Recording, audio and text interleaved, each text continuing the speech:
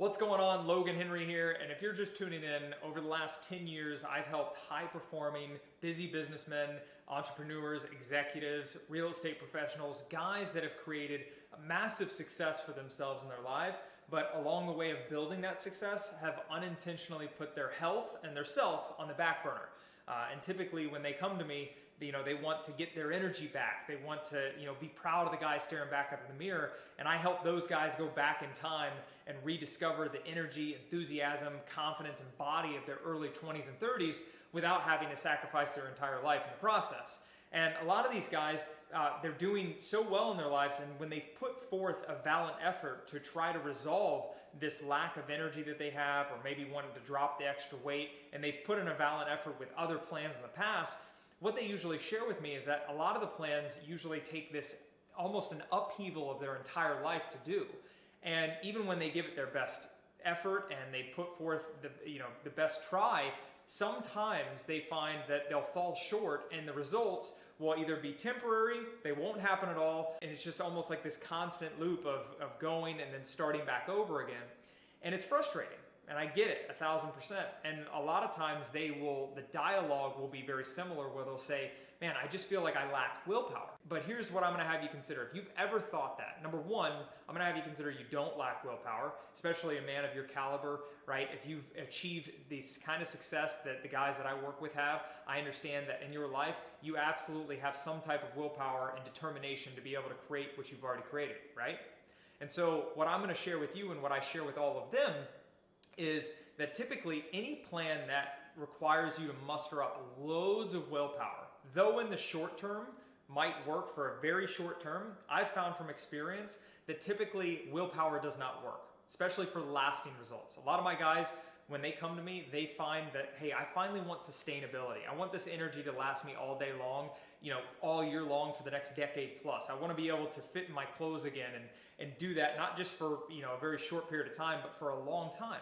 And sustainability requires a plan that doesn't require you to muster up loads of willpower.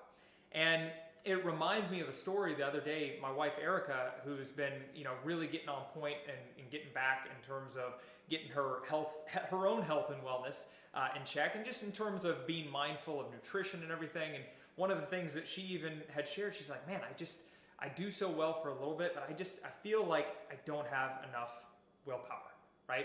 And I shared with her the same thing. It's like, listen, honey, if you can find yourself getting into a plan to where we can get you to be consistent, right? And you find something that is satisfying, simple, and something that can be sustainable for you, then willpower doesn't need to happen. Change is uncomfortable for anybody. But again, if it's like, if you're constantly doing something, almost forcing yourself for a long period of time, I think any of us as humans will eventually raise the white flag and say, yeah, no thanks.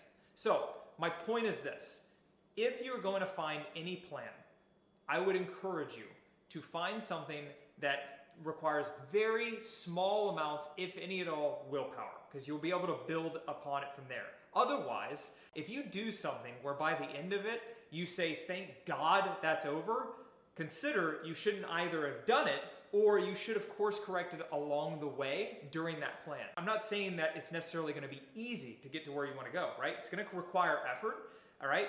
But it can be very simple, and it doesn't require loads of willpower. Second thing, make sure, and this is what I shared with my wife, make sure to create an environment, whether it's in your kitchen or when you're traveling in your briefcase and in your to-go bag, or while you're in the car, whatever. Make sure that your environment will help you precede that change that you're looking to achieve. Because if the environment's not set for success, well then consider that after a long day of work, right, and you come home, if you've got two options of ice cream in the fridge and then you have a healthy high protein dinner option, there's going to be a strong possibility that you might have the high protein option, right? Especially if maybe you cook it up or your better half cooks it up. But you could end up having the ice cream over and over and over again, especially if that's your kryptonite. That's not to say you can never have ice cream again. Okay, don't get that twisted.